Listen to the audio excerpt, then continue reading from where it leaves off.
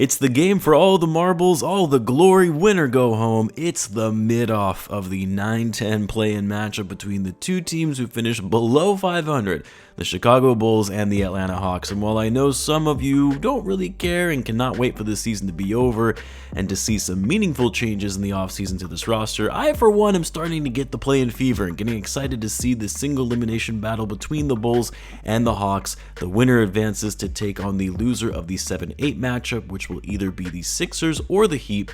Talk about a rough potential second game matchup between either of those teams, and the loser goes to Cancun early. And so in this video I'll be doing a preview of the matchup, things to look out for, keys to the game for the Bulls, potential lineups and rotations, all that good stuff, as well as my prediction on who will be winning the game. So what's going on, everyone? You are listening to Bulls Central here. Hope you're all doing well.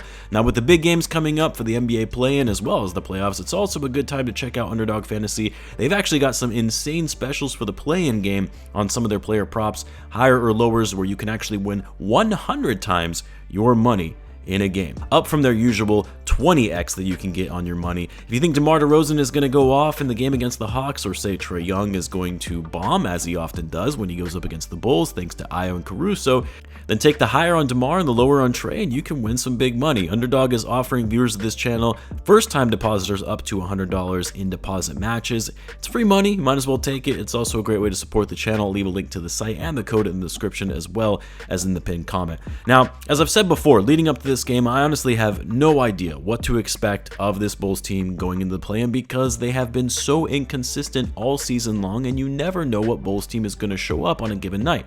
So while I'll give my prediction at the end of the video, I still will not be shocked by any outcome of this game, whether it's a blowout win, a blowout loss, or anything in between. But my prediction, I'll try to be as rational as possible based on what we know of these two teams and the lineups they have available to them going into this game.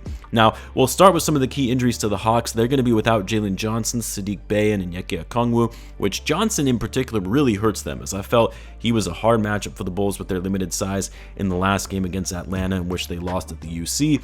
He's also been one of the bigger bright spots on the year for that team and would have been a top candidate for the Most Improved Player of the Year award had he not gotten injured and met the eligibility requirement.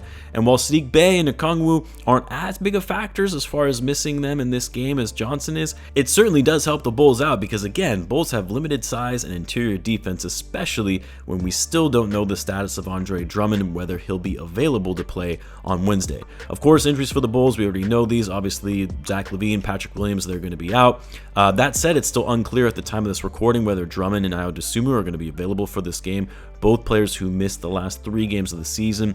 And then, of course, Julian Phillips, who's been out for some time now. My guess is he likely wouldn't crack the rotation in a play-in game even if he was ready to go, because I'm sure the rotation overall is going to be very short, 8-9 men max. But you'd have to hope, if you're the Bulls, that you're getting Ayo and Drummond back. One, because Ayo owns Trae Young, and Drummond because I don't think we want to see another small ball lineup that featured Javonte Green at the 5 like we did against the Knicks. But assuming both of those guys are healthy and ready to play, you'll likely see the Bulls have Ayo back in the starting lineup alongside Caruso, DeMar, Vucevic, and Coby White, while the Hawks will likely start Trae Young, DeJounte Murray, Clint Capella, DeAndre Hunter, and Bogdan Bogdanovic.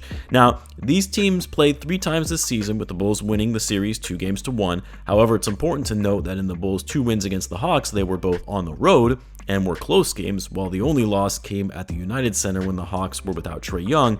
And while it wasn't a blowout per se, the Hawks certainly controlled most of that game and won it pretty handily, in large part because of their 3-point shooting, which is really the first key here for the Bulls and going to be one of their biggest challenges in going up against this team in the play-in. As we talked about all season long, the Bulls are one of the worst teams in the league in allowing threes to their opponent. Well, I should say actually the worst team in terms of threes allowed. They're dead last in the number of threes attempted by their opponent and second to last in threes made. It's been a problem all season long, and it's been a problem for the Bulls when going up against high volume, sharp shooting 3-point teams, which unfortunately for them is the Atlanta Hawks, who are 7th in the league in 3-point volume and 6th in the number of threes made per game at near 14 a game on the season. They don't hit them at a super efficient clip, 17th in the league in 3-point percentage at 36%, but they're going to let it fly. And that could be a make or break for the Hawks depending on if those shots start falling, which is what enabled them to win that game against the Bulls just a couple weeks back when they hit 19 threes, going 19 for 40 from behind the arc, nearly 50% from 3. It's actually astonishing the Bulls were able to keep the game as close as they did, with the Hawks lighting them up from 3, while the Bulls went 7 for 28 from deep in that game. So the key here is Bulls got to stop ball at the point of attack, as the Hawks love transition threes. They have to hound the perimeter in the half court as well. Yes, this means even guys like DeMar DeRozan need to attack closeouts. Caruso, we ask so much for him on defense and he always delivers, but we need him to take it up even a notch further against this team to not give them any easy open looks from 3. And then of course, Ayo pestering Trae Young, which is the next key to this game, keeping Trae Young at bay and frustrating him on offense. Look, I've always said Trae Young is an overrated star because as good as he is, he's not the best decision maker when it comes to his shot selection, and often gets tunnel vision when the shots aren't falling and keeps trying to shoot himself out of a slump. And to the Bulls' credit, they've done a great job at limiting Young on offense, not only just in this season but in years past as well. This season, they've kept him under 20 points per game, shooting a putrid 29% from the field and 22% from 3. The Bulls absolutely need to frustrate Young and get him in his head with some poor shooting and forcing turnovers, which he's been susceptible to. The big thing is also limiting his ability to generate offense for others, as Trae is one of the better facilitators in the league, and he is able to pivot and create shots for others when his shot isn't falling. So the Bulls absolutely need to be throwing doubles at him, making it difficult for him to navigate the offense in the half court, force him to make bad decisions that lead to low percentage shots or a turnover, as they did in the first 2 games on the season. Now, as it relates to the Bulls and their offense, well, I'm sure most will say the key to this game is to have a Coby-like performance from DeMar DeRozan, which he wills this team to a victory. I'm actually going to say the bigger key here is big games from Coby and Vucevic, particularly from Coby White. Look, the Hawks are going to be all over DeMar DeRozan and limiting his looks on the floor. They know that. He's going to be getting doubles thrown at him all night because they know he's the Bulls' #1 option and the biggest chance at winning this game. That means that Coby White and Nikola Vucevic have to step up and be efficient on offense, as they are much more likely to get better looks at the basket with DeMar kicking out passes to them on double teams. They've got to knock down shots, especially when they're open. Vucevic cannot be smoking layups or missing easy floaters around the rim, which he has been better at recently and being much more efficient around the basket. And then for Coby White, the Bulls are absolutely going to need his 3-point shooting. If the Hawks start heating up from deep, which they are a streaky 3-point shooting team, it has to be a game for Coby in which he has a hot hand as well to really give the Bulls the edge. The other key to this game is Andre Drummond and his availability. Again, at the time of this recording, no updates have been given to Drummond's status. No updates have been given as to Drummond's status, and if you're the Bulls, you're really hoping he's going to be in the lineup, because not only do you need a backup 5 in one of the biggest games of the year, but Capella is not a good matchup for Vucevic, with Capella's rim protection and offensive rebounding ability. But Drummond, on the other hand, has been a perfect matchup in going up against Capella. The 3 matchups in which the Bulls played the Hawks, Drummond has been elite in attacking the offensive glass to give the Bulls second chance points. He's averaged 7 offensive rebounds per game in those 3 games against the Hawks. Offensive rebounds alone, not total rebounds, but offensive boards. That's insane.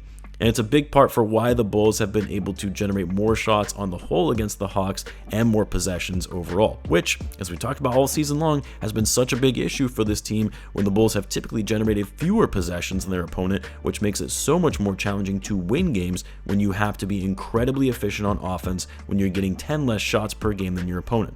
So the Bulls absolutely need Drummond in this one for his offensive rebounding and second chance opportunities, and limiting Capella in his rebounding for second chance opportunities for the Hawks.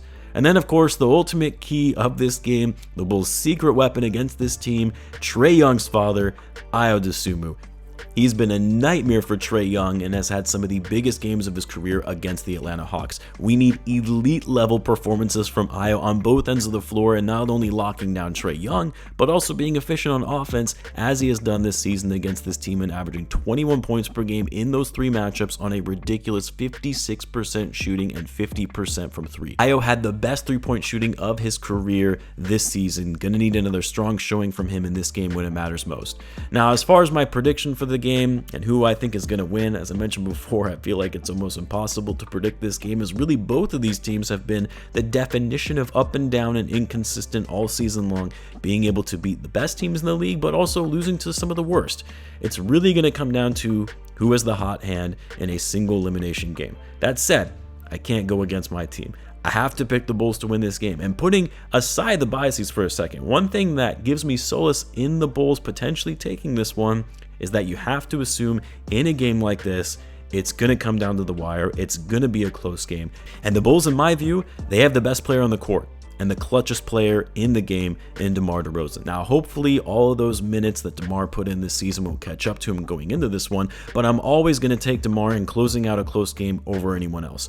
Obviously, everything else I talked about as far as the keys to this game have to fall in place for the Bulls to be able to take it, but my hope is that it will be the case and the Bulls will be able to advance to the next playing game, which I assume is going to be Miami, but we'll have to wait and see. And of course, if they do make it, I'll obviously have another preview breakdown for that matchup, whether it's against the Heat or the Sixers. But let me know what you guys think. Who are you taking in this game, the Bulls or the Hawks? Let me know in the comments. As always, be sure to subscribe, and I will see you in the next one.